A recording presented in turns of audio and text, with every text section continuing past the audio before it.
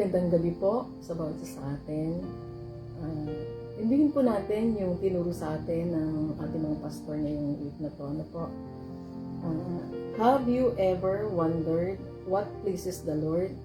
Number 1 po, loving one another fulfills Christ's command and pleases God. Keeping His commandments probes love and honors in His name. Trusting the Lord's plan pleases Him more than understanding. Pure motives and upright hearts delight the Lord's sights. Giving cheerfully and willingly pleases the heart of God. Lord delights when His people seek through wisdom. Living in peace with others reflects God's perfect will. Speaking truth in love honors God and edifies. Ang share ko po sa inyo, yung po tinuro ni Pastor Isko na loving one another fulfills Christ's command and pleases God. Sabi nga po dito sa Matthew chapter 22 verse 38, ito ang pinakamahalagang utos. Ito naman ang pangalawa, ibigin mo ang iyong kapwa gaya ng pag-ibig mo sa iyong sarili. Yun po. Ito po yung golden rule. Sabi nga po sa Matthew chapter 7 verse 12, gawin ninyo sa inyong kapwa ang nais ninyong gawin nila sa inyo. Ito ang buod ng kautusan at namang isinulat ng mga propeta. Amen po.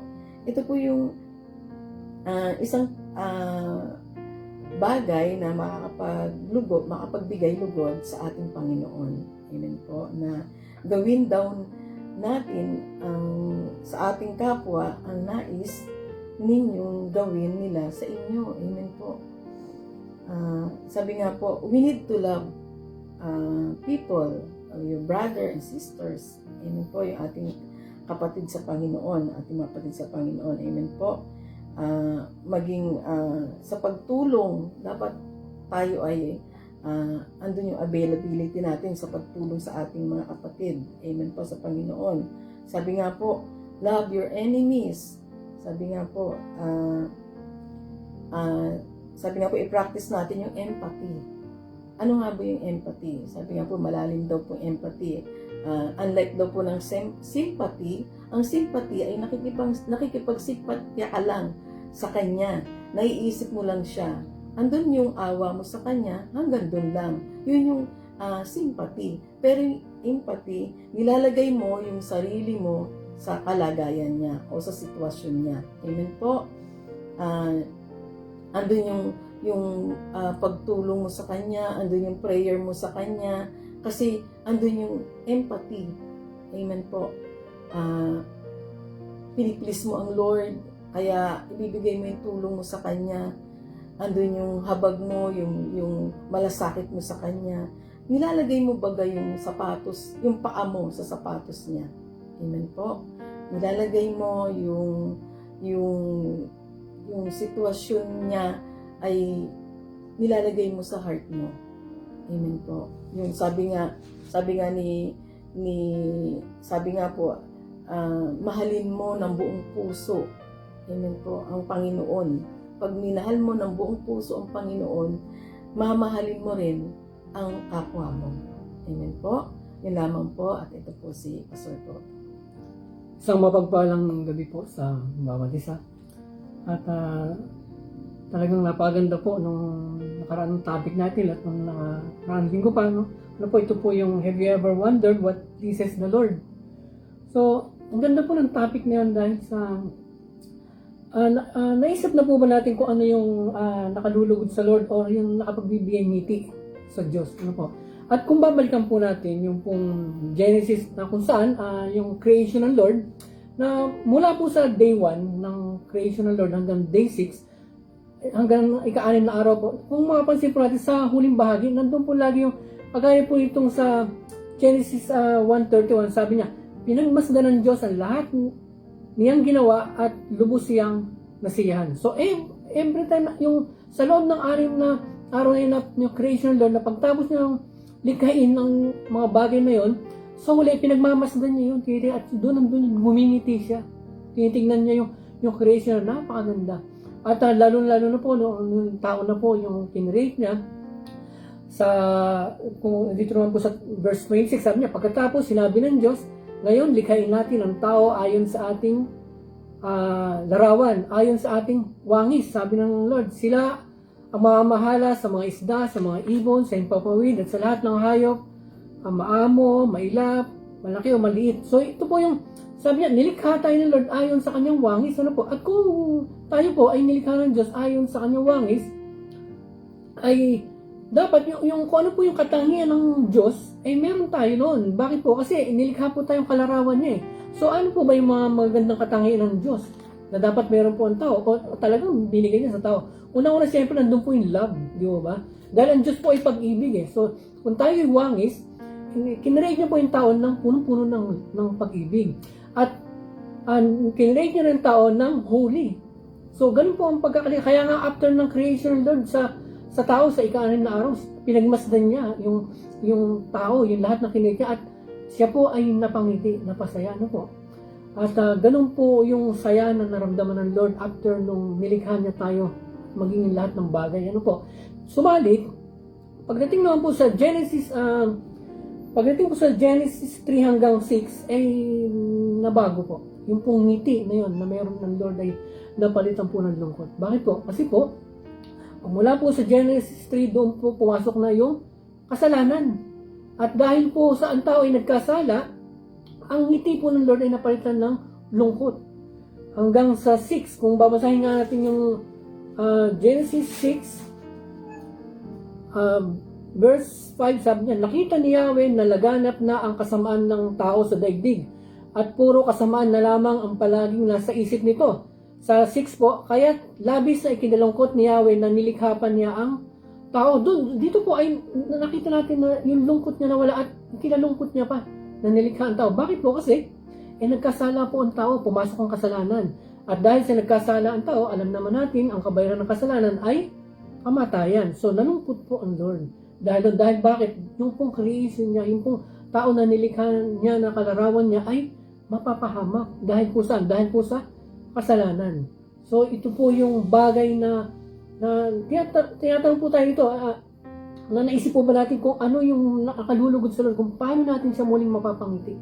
Ano po? At dito po sa nakalipas na araw, ang ganda po ng topic na tinuro po sa atin ng ating mga pastor. Ayun po, yun po yung number 1 hanggang 22 na kung saan ay napakaganda po ng bawat araw na ibinibigay sa atin ng Lord, yung aral na yun. Bakit po? Kasi yun po yung mga bagay na makapagbabalik po ng ngiti sa Lord. Ano po? Kung ito pong mga aral na ito ay ating pong aaralin, isa sa puso, isa sa buhay, ay nandun po na tiyak po na ang ngiti ng Lord ay may babalik po sa mga tao.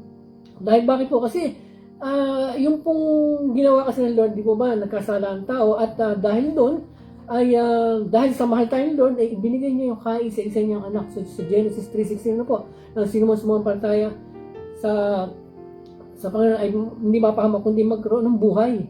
So, yun po yung naging ang ginawa ng Lord para po dahil sa sobrang pag-ibig niya sa atin. Kaya nga po yung itong mga itinuro sa atin ay huwag po natin sayangin. Ano po? Dahil tayo po ay tinubos na. Napakalaking halaga po ang pinagtubos sa atin. At itong mga tinuro sa atin, ito po yung makapagbabalik po sa atin. So, dahil sa nawalay po ang tao, ito po yung mga paraan paano po muling mapalapit po ang tao sa Diyos at manumbalik yung ngiti ng Lord. At dito po sa 1 Thessalonica po, kung atin po itong babasahin, sabi po dito sa 1 Thessalonica,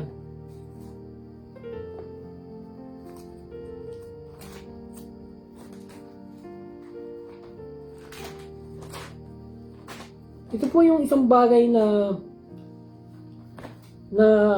sa 1 Thessalonica chapter 1 po, sabi rito, kaya nga mga kapatid, isa pang bagay ang pinapakiusap namin at pinapayo sa inyo. Sa pangalan ng Panginoong Hesus, sana'y lalo pa ninyong pagbutihin ang inyong pamumuhay ngayon sang-ayon sa inyong natutunan sa amin upang sa gayoy maging kalugod-lugod kayo sa Diyos. So ito po yung pinapayo ni Apostol Pablo sa mga tao na sabi niya ay nakikiusap siya. Pinapakiusap ito ni Apostol Pablo na ipinapasuyo sa inyo. Sa pangalan ng Panginoon Hesus, sabi, sana'y lalo pa ninyong pagbutihin ang inyong pamumuhay ngayon sang-ayon sa inyong natutunan sa amin upang sa gayon maging kalugod-lugod sa Diyos. So ito po yung mga bagay na ito na ipinaalala sa atin na ito po mga itinuturo sa atin ng mga pastor natin mula po nung nakaraang linggo pa. Ito po yung makapagbabalik po ng ngiti ng Lord eh. Ito po yung mula sa number 1 hanggang 22. Sabi po na Apostol Pablo, sabi niya, ipinapakon sana'y lalo pa ninyong pagbutihin ang inyong pamuhay ngayon sang-ayon sa natutunan namin. At upang kayo maging kalugod sa Lord. So ito pong ating pinag-aralan. Dapat po ito po ay hindi lamang basta natin narinig lang. Kailangan po natin itong balik-balikan, aralin. Nang sa gayon, ay maibalik po natin yung ngiti sa Lord. Bakit po? Kasi ito po yung makapagpapangiti sa kanya, alin po yung manumbalik, yung po katatayuan ng tao na kung saan, kung paano niya kinreate na isang na punong-puno ng pag-ibig at holy. At ito po yung mga bagay na dapat natin gawin. At alam ko po na hindi ganun kadali. Ano po? Mahirap. Pero, kailangan po natin gawin. Kailangan po natin itong aralin dahil hindi naman talaga madali ang battle. Pero, ang Lord po ay nagpapaalala sa atin na kailangan natin labanan ito at tayo laging manalangin. Sa gayon, ay mapaglabanan natin yung mga gawa ng kaaway. So, importante po talaga na tayo araw-araw na nanalangin para po ito pong mga aral na ito ay magawa natin. Dahil everyday naman po battle, di mo ba? Battle sa bawat isa sa atin to. Yung pagising mo lang sa umaga po, battle na po yan. Pero, ang sabi Lord ay lagi tayong manalangin. Sa gayon, mapaglabanan natin yung mga gawa ng kaaway. At napalaking bagay po talaga yun na tayo po ay laging nananalangin na po. At sa gayon, makikita po natin, maibabalik natin yung ngiti ng Diyos na saan ay makikita niya na yung kanyang mga anak ay muling mapapalapit sa kanya. So yun lang po ang maibabagi ko sa inyo. Narito po si Pastor Gali para po sa pagpapatuloy po. Isa pong mapagpalang gabi sa bawat isa po sa atin. Pag-usan na po ulit tayo. Amen po. So marami na po tayong napag-aralan na ituro po sa atin ating mga pastor patungkol po sa paano ba natin maribigyan ng kaluguran ng ating Panginoon. Amen po. Alam niyo po, ang makapagbigay lugod sa Diyos ay ito po ay narapat lang na layunin ng bawat mananampalataya. Dapat everyday, nandun lagi yung goal po natin na kailangan mabigyan ko ng kaluguran ng Panginoon. Amen po. Ngayon, kung nais po natin mabigyan ng kaluguran ang Panginoon, ay gusto ng Diyos ay isip po natin siya sa pamamagitan ng pananampalataya. Yung lumakad po tayo sa Espiritu. Dapat tayo po ay nabubuhay, guided ng banal na Espiritu. At mamuhay po tayo bilang karapat-dapat sa ating pagkatawag na may pagsunod at pagpapasakop sa kalooban ng Diyos. At magagawa po natin ang lahat ng ito sa pamamagitan ng kapangyarihan ng Espiritu na nakatira sa ating puso. Alam niyo po, si Apostol Pablo ay pinaalalahanan niya ang mga mananampalataya sa Roma. Nakalagay po ito sa Romans chapter 8 verse 8. Basahin ko po sa inyo. Sabi po na dito sa Romans chapter 8 verse 8, ang nabubuhay ayon sa hilig ng laman ay hindi maaaring kalugdan ng Diyos. So sabi po na doon, ito po yung paalala ni Apostol Pablo sa mga taga-Roma, sa mga believers, sa mga mananampalataya, sa mga taga-Roma. Ulitin ko po ulit, sabi po doon, ang nabubuhay ayon sa hilig ng laman ay hindi maaaring kalugdan ng Diyos. So sa bawat isa po sa ating mga Kristyano, sa mga makasalanan po, ay wala po sa kanila yung desire na bigyan ng kaluguran ang Panginoon. Tayo pong mga Kristyano na binago ang mga puso at isipan natin ay nandun lagi yung desire natin na bigyan ng kaluguran ang Panginoon. Ngayon dapat po tayong mga Kristyano ay huwag makikiayon sa takbo ng sanlibutan. Amen po, kasi sabi po doon, hindi magiging kalugod-lugod sa Diyos tayo kung tayo po ay makasanlibutan. So kaya nga po andun ang advice po ni Apostol Pablo na tayo ay huwag makiayon doon sa takbo ng sanlibutan. Huwag po tayong masyadong engaged dito po sa sanlibutan. Amen po, syempre ngayon po, social media, lahat po yan, nandiyan na lahat ng time mo, nakakalimutan mo na mag-pray, nakakalimutan mo magbasa ng Bible. So kapag hindi po tayo naging watchful, ay maaring manaig sa atin yung tawag ng laman. Amen po. So yun pong iniiwasan po natin yung mga bagay na yan na masuunahin mo pa yan kaysa doon sa mga espiritual na bagay. Kaya nga po ulit ko po ulit ay hindi po kinalulugdan ng Diyos yung mga bagay na yun na yung tayo po ay namumuhay sa laman. Iwasan po natin na tayo po ay nananaig sa atin yung flesh. Kaya nga po, kailangan tayo po mga Kristyano ay puspos ng banal na spirito para po tayo ay makaiwas sa tawag ng laman. Kasi kung tayo po ay hindi puspos ng banal na spirito, hindi po tayo makakaiwas sa tawag ng laman. Mananaig po sa atin ang laman po natin. Amen po. So yun po ang hindi pwedeng dapat na mangyari dahil tayo po mga Kristyano ay andun ang goal po natin na lagi, everyday, kailangan na bibigyan natin ng kaluguran ng Panginoon. At hindi lang po yun. Sabi po doon sa pinag-aralan po natin ay kinakailangan tayo ay mabuhay sa pamamagitan ng pananampalataya. We walk by faith, not by sight. May sabi po doon sa Hebreo 10:38, ang tapat kong lingkod ay nabubuhay sa pananalig sa akin. Ngunit kung siya'y tumalikod, hindi ko kalulugdan. So sabi po doon ay ang Diyos po ay hindi nalulugod sa mga tumatalikod sa Kanya. Amen po. Kaya po sila tumatalikod dahil wala na silang tiwala. Nag-aalinlangan na sila doon sa nangako sa atin. Amen po. So sabasa po sa atin ay dapat nananatili po sa atin, dapat malalim po o rooted po tayo ng Word of God. Kasi anuman ang pagdaanan natin, anuman yung dumating na unos, ay nananatili po tayo doon sa nagbigay sa atin ng pangako, ang Diyos, yung mga salita niya. Amen po. So alam niyo po, ngayon pong nalalapit ang pagdating ng Panginoon, ang sabi po ng Bible, marami ang iiwan ang pananampalataya. Marami ang manlulupaypay. Pero sabi po doon, isang bagay na kinalulugdan ng Panginoon ay yung nananatili tayo sa ating pananampalataya. Ano man ang mangyari, nandun pa rin po tayo sa nakakapit pa rin po tayo doon sa pangako o doon sa salita ng Panginoon. Amen po. At ibig po sabihin, ang pagbibigay lugod sa Diyos ay tungkol sa ating pamumuhay ayon sa tuntunin ng Diyos, kautusan at pagkasagawa ng mga ito ng may pag-ibig. Amen po. So sabasa po sa atin, sa bawat desisyon po natin, sa bawat choices po natin sa araw-araw, nandun ang tanong na, ito ba ay nakalulugod sa Panginoon? Wag po nating anuhin yung sarili lang po natin, yung sarili po nating interes, sarili nating kapakanan, kundi higit sa lahat, ang tanong po dito ay, ito ba ay nakalulugod sa Panginoon? Amen po. Yun lang po, tayo pa ay mag-worship.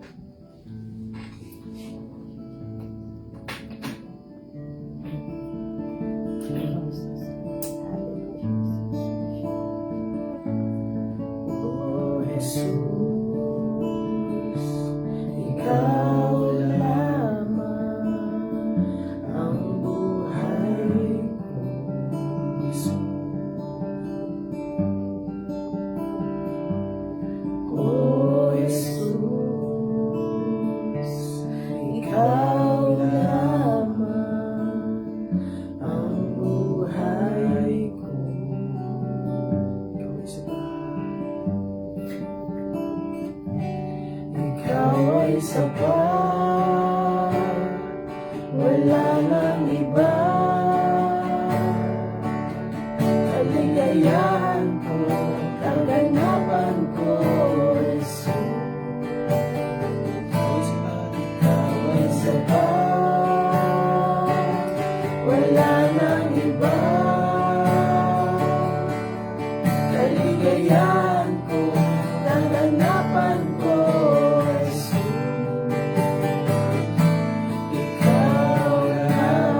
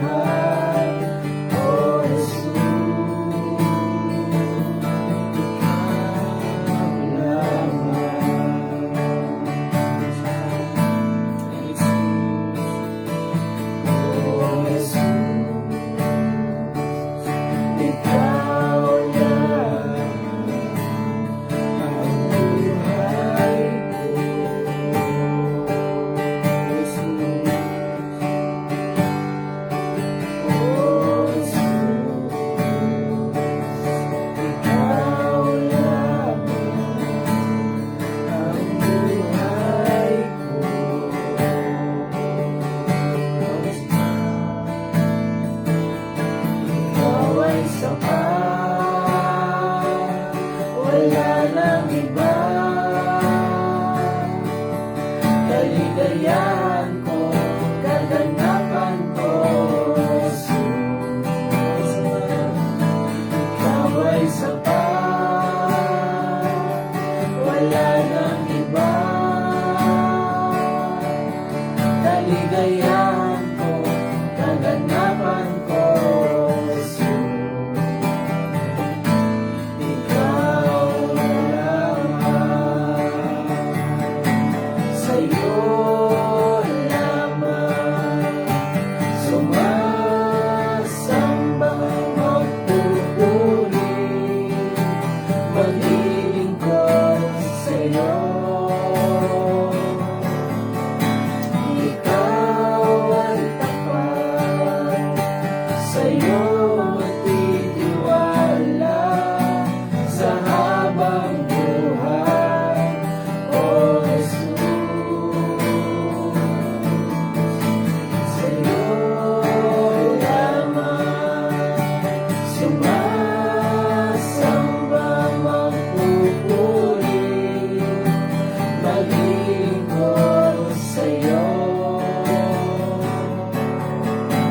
Ikaw ay tapat, sa'yo magtitiwala sa habang buhay, O Jesus. Sa'yo lamang sumasamba, magpupuri, maglilingkod sa'yo. Ikaw ay tapat, sa'yo magtitiwala sa habang buhay, O Jesus. Ikaw lamang.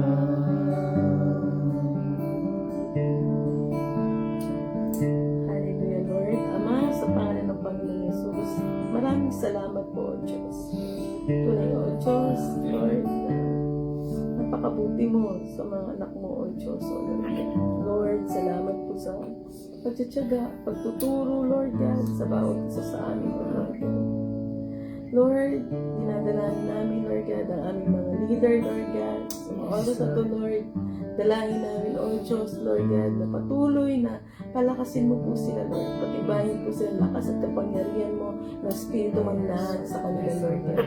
Dalangin namin, Lord God, Lord, bantayan mo ang kalusugan nila, Lord God. Lalo na po ni Pastor Boy, Lord God. Dalangin namin, Lord God, kalakasan, Lord God, at kalusugan, Lord God, sa aming senior pastor boy, Lord God. Dalangin namin, Lord God, na Lord, palawakin mo po, O Diyos, Lord, ang ministeryo na pinagkatiwala mo sa kanya, O God. Lord, i-bless mo lahat ng hawakan ng kamay niya, Lord God. So, gagaling, O Diyos, O Lord God. Maraming salamat po, O Diyos, Lord. Ingatan at patnubayan mo po maging ang kanyang mga mahal sa buhay, O Lord God. Lord, dalangin namin, Lord God, na divine, Lord God, yung pag-iingat mo sa kanila, Lord God. Lord, protection mo po sila, Lord God. Balutin mo sila ng banal na dugo ng anak na si Jesus, O Lord God. At dalangin namin, Lord God, yung aming mga district pastor, Lord God. Ingatan mo rin po, Lord God. Maging ang kanilang kalusugan, O Diyos, O Lord God. Maging, O Lord God, mga pastor namin, workers, O Lord God. Doon po divine protection, Lord God, sa bawat isa, Lord God. Lord, ang dalangin namin, O Diyos, Lord God, yung provision, Lord, sa bawat isa, O God. Yes, Lord, mangyari, maganap, Lord God, ang perfectong kalooban mo sa bawat leader namin, O Lord God. Lord, maraming salamat po, Diyos. Ngayon pa lang po, kiniklaim na po namin ang katagumpayan, Lord God, na mga ministeryo na pinagkatiwala mo po sa kanila, Lord God. At sa pangalan ni Jesus, ikaw na Espiritu na mahadlang para hindi mangyari at maganap ang plano sa mga leader. Sa pangalan ni Jesus, tawan mo sa pangalan ng Panginoong Yesus. Sa pangalan ng Panginoong Yesus. Sa pangalan ng Panginoong Yesus. Bitawan mo ang mga simbahan na bubuksan. Sa pangalan ni Jesus. Bitawan mo ang mga pinansyal na pangailangan bitawan mo sa pangalan ni Jesus, sa pangalan ni Jesus. Lord, Ama, sa pangalan pa, salamat po, O Diyos, O Lord God, sa 1,000 churches, O Lord, sa bawat district, Lord God, nabubuksan, Lord God. Lord, maraming salamat. Ngayon palang kiniklaim na po namin, Lord God. Lord, yung provision, Lord, sa bawat simbahang bubuksan, O Lord God. Lord, ganyan din po, Lord God. Lord, sa perfectong kalooban mo lamang po, O Diyos, Lord God. Lord, salamat po, O Diyos, Lord God. Mangyari at maganap, O Lord God, para sa aming mga leader, Lord God. Lord, salamat po, O Diyos. Lord, sa pag-uwi ng mga Lord, sa pag-uwi, Lord God, ng mga workers, Lord, ng mga pastor, Lord God, pansamantala, Lord God, na uwi at makikipag-banding, Lord, sa family, Lord God. Dalangin namin yung divine protection sa kanilang pag-uwi, Lord God. At provision, Lord God, Lord, sa kanila, sa bawat isa sa kanila, Lord. Maraming salamat po, O Diyos, Lord God, sa the joy of the Lord sa bawat isang mga lingkod mo, O Diyos, Lord God. Lord, maraming salamat po, O Diyos, Lord, yung nais ka namin ma-please, Lord God. Lord, sa paglilingkod namin, Lord God. Maraming pong salamat, O Diyos, sa iyong papuri, pagsabat, paggalang, sa pangalan ng Panginoon Jesus. Lord, sa pangalan po ng aming Panginoon Jesus, Father God, muli po namin tinataas sa iyo, Lord, ang bansang Pilipinas. Lord, ikaw ang nakakakita ng kalagayan ng bansang Pilipinas, Lord. Laganap po ang kahirapan, kaguluhan. Subalit kami nagtitiwala sa iyo, Lord God.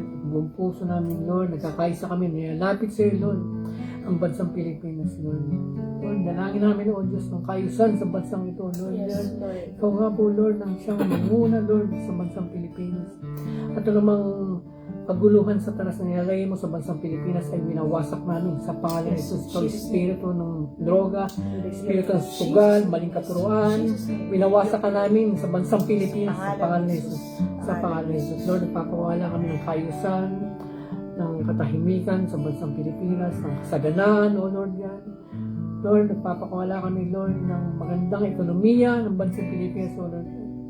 Salamat, Lord, at ngayon pa lamang, Lord, ay nagdi-declare na kami, Lord, ng kaayusan, ng kasaganaan sa bansang Pilipinas, Lord. Salamat po, aming Diyos, at hindi naman, Lord, tinatas namin sa iyo ang gobyerno ng bansang ito. Yes, Lord, Lord. batid po ninyo ang sitwasyon ng gobyerno ito.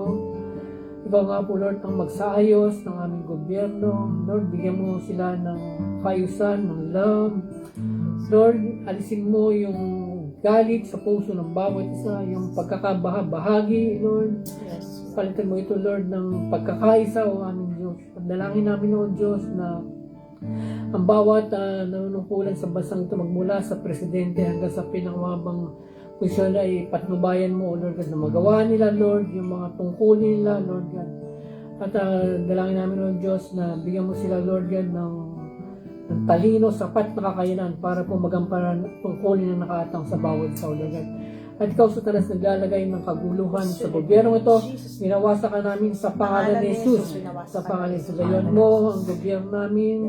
Ikaw na nagbibigay ng pag-aaway, ng mga droga, pandaraya. Winawasak ka namin sa pangalan ni Jesus. Sa pangalan ni Jesus, Lord, nagpapakawala kami ng love, Lord. Nagpapakawala kami, Lord, ng pagkakaisa sa gobyerno ito, Lord. Patnubayan mo, Lord, ang bawat leader namin, Lord. Salamat, Lord. At ganyan naman, Lord, tinatas namin, Lord, ang daily Facebook Live namin, Lord, sa Rema Philippines, Lord. Patuloy, Lord, na i-bless mo ang aming gawain na ito. At tinatas namin, Lord, ang bawat lingkod mo, bawat pastor namin na ginagamit mo, bigyan mo sila ng wisdom, knowledge, and understanding, O Lord God. Nung sa gayon, ipatuloy namin maunawaan, marinig ang bawat salita mo, Lord God. Gamitin mo ang mga lingkod mo, Lord God, para sa ikaayos ng bawat isa, O Lord God. At ang dalangin namin, O Diyos, ay patuloy, Lord, na palaguin mo ang gawain ito, Lord God. At ganyan din naman, Lord, tinatas namin, Lord, ang bawat pangailangan ng mga lingkod mo, mga pastor and workers, O Lord God. Patuloy, Lord, na i-provide mo yung bawat pangailangan nila, yung pong mga pambayad sa renta, sa mga bills. At dalangin din namin, O Diyos, yung bawat pamasahe ng mga workers, pastor namin sa pagbalik lang sa kalantahan ni Lord na provided na ito po, Lord God. Dalangin namin ng Diyos na ito po ay pagkakaloob mo sa kanila at naniniwala kami, Lord God, na patuloy mo silang gagabayan at pagpapalain mo, Lord God. Ingatan mo ang bawat mga lingkod mo, aming Diyos. Salamat, Lord, sa pag-iingat mo, sa kagalingan, kalakasan, at patuloy, Lord, na bigyan mo sila ng wisdom, knowledge, and understanding, O Lord God. Sa gayon, patuloy na magamit mo sila, Lord, kung saan mo sila kinalaga, O Lord. Aming Diyos, salamat po. Sa iyo po ang papuri, pagdakyan, pagsamba sa pangalan po ng aming Panginoon Jesus. Amen. Yes, oh God. Ama sa Panginoon Diyos, patuloy Panginoon, tiyakas po namin sa Moro sa Lord God, yung mga kasama po namin Panginoon na nasa abroad. Dilayan namin naman sa Panginoon na ingatan niyo po sila, Lord God. Saan mang Lord lugar sila naroon, O Diyos, ang pag-iingat mo, Panginoon, ang sumakanila sa araw-araw, maging ang pamilya po nila, Panginoon, na naiwan dito sa Pilipinas. Ingatan niyo rin po sila, Panginoon. Lord, dahil ko pa rin, Panginoon, ang makasama namin ito, Lord God, ay magamit mo pa rin, Panginoon, sa lugar na kanilalagyan nila, Panginoon. Alam po, O Diyos, na meron kang purpose, Panginoon, kung bakit mo sila dinila doon, Panginoon. Hayaan mo, O Diyos, na nandun pa rin, Panginoon, na magamit mo sila mightily, Panginoon, sa iyong kaharian, O Diyos. At pagpalain mo, Panginoon, ang bawat hawakan ng kalamakamay, O Diyos. Gawin mo silang pagpapala sa iyong ubasan, O Diyos. At Lord, dalay ko pa rin, Panginoon, na sa panahon, Panginoon, na sila ay nalulungkot, Panginoon, patuloy ikaw po, O Diyos, na mag-comfort sa kanila, Panginoon. Lord, pagpalain mo sila at ang plano mo lang, Panginoon, ang mangyari sa buhay na sa pangalan ni Jesus. Ganyan po, Ama, patuloy pa rin po, O Diyos, yanas mo pa rin po namin si Panginoon, ang aming senior pastor, Panginoon, si Pastor Boy. Panginoon, patuloy na kiklaim po namin, Panginoon, yung healing anointing mo, Panginoon, sa aming senior pastor, Panginoon. Lord, salamat, Panginoon, sa restoration ni Pastor Boy. Panginoon, sa kanyang fast recovery, Panginoon. Salamat po, Panginoon. Lord, dalan ko, Panginoon, na sa araw-araw, Panginoon, patuloy ibigay mo sa kanya yung kalakasan na kailangan niya, Panginoon, yung kalakasan nagmumula sa iyo, O Diyos. Physically, emotionally, spiritually, Panginoon. Lord, i-bless mo ang aming senior pastor, Panginoon. Sa lahat, Lord, yung ministry na pinagkatiwala mo sa kanyang Panginoon, pagpalain mo, O Diyos. Palawakin mo, Panginoon, at ipagkalaw mo sa kanyang Panginoon yung double portion of your anointing, Panginoon. Gawin mo siya laging sensitibo, Panginoon. Lord, maraming salamat po, Panginoon, sa buhay na aming pastor, Panginoon. At Lord, patuloy, O God, na i-guide mo siya, Panginoon. Tulungan mo siya mapamalaan niya ng maayos yung mga simbahan na pinagkatiwala mo sa kanya, Panginoon.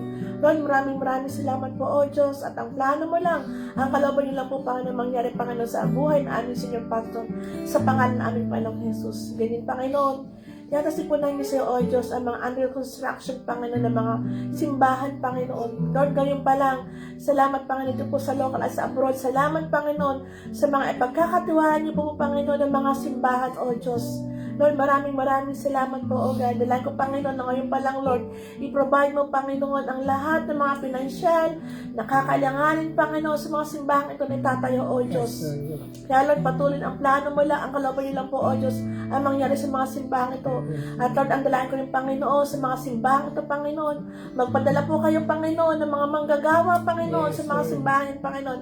At hayaan mo, O Diyos, sa mga simbahan yan, patuloy, Panginoon, na makapag-produce, Panginoon, ng future pastor, workers, elders, prayer warriors, at givers, O God. Salamat po, Panginoon, na sa pangalan ni Jesus, sinusuwain namin lahat ng kagalaman sa tanas sa mga simbahan na itatayo sa pangalan ni Jesus. Winawasak namin ang mga territory spirit na yan, sa lugar na yan, sa pangalan ni Jesus, pinapalayas namin kayo na power of darkness, principalities, because spirit in high places, lumayas kayo, lisanin niya mga lugar na yan, sa pangalan ni Jesus, sa pangalan ni Jesus. Panginoon, patuloy po, O Diyos, nagpapakwala kami, Panginoon, Lord, nakatagumpayan. At ngayon pa lang, Lord, ipadala mga libo-libong mo anghel sa mga lugar na yan upang mabantayan, Panginoon, sa simbahan na itatayo, Panginoon, sa pangalan ni Jesus.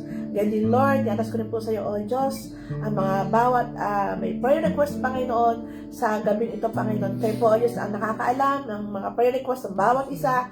Lord, sinabi mo sa salita, ano man ang hinami sa Ama, ito ay pagkakalob mo sa pangalan ni Jesus. At sinabi mo rin, Panginoon, sa iyong salita, O Diyos, na kami po ay mananalangin, manalig po kami, na ito pa natanggap na po namin. Kaya sa mga oras na ito, patuloy na pinapasalamatan na po namin, Panginoon. Lord, ang kasagutan sa aming mga panalangin, O Diyos. Maraming salamat, Panginoon. Tapat ka, Panginoon, sa iyong pangako, O Diyos. Kaya Lord, patuloy Lord God, na pagpalain mo, O Diyos, ang palangin ng bawat isa. Maraming salamat, Panginoon. Binabalik po namin sa iyo, O Diyos, ang pinakamataas na paporit pagsamba. Sa pangalan ng Jesus. Amen.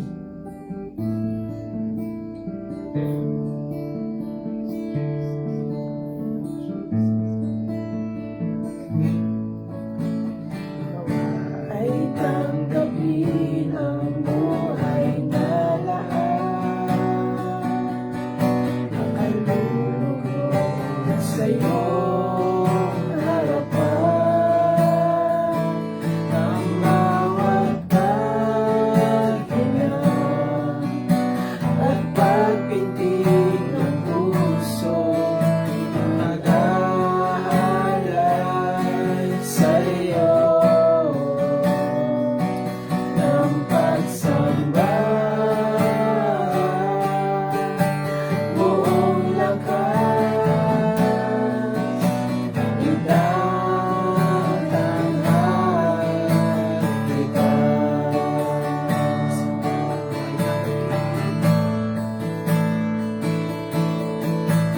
Nawa ay tanggapin ang buhay na lahat. Nakalulugod sa iyong harapan. Ang bawat paghinga at pagpintig ng puso, mag-aalay sa iyo ng pagsamba. Buong lakas,